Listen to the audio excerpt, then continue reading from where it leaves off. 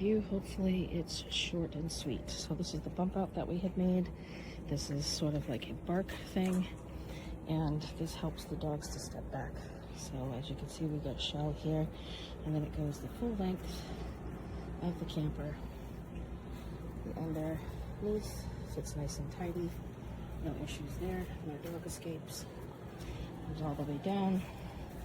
I do a little patch of grass here for one of the pups, so they can go potty. And I've got 4 gates, but right now we have 2 gates sideways and zip tied together. So I'm going to be adding to here the 32-inch, and that will take care of that space there. Then we're going to use those 2, do a bump out here in this area for a fire pit.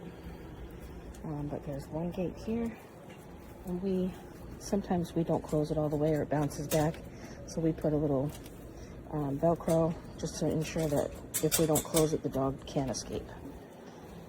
Here is the 2nd gate,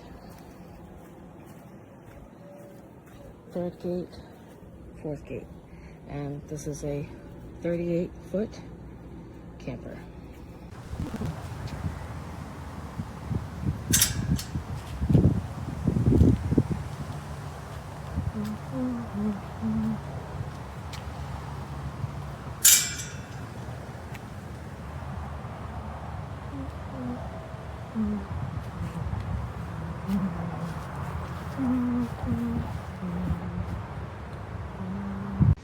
Hi, I'd like to show you our new vegetable garden fence, and this is to keep our dogs out. We have 2 about 20, 25-pound dogs.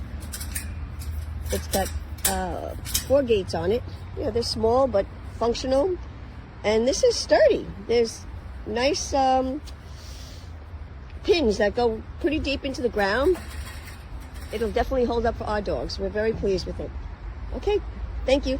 So I ordered the FXW 32 panel, which is 40 inches high, 72 feet. It comes with 4 gates. This is one of the gates. It was very easy to install, and I used it around the perimeter of my garden to keep out the critters, and I'm very pleased with how this turned out.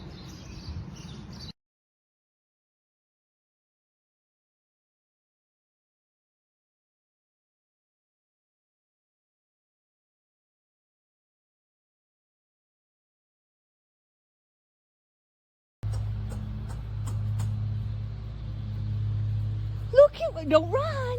Good boy. Oh, Daisy's already enjoying her yard.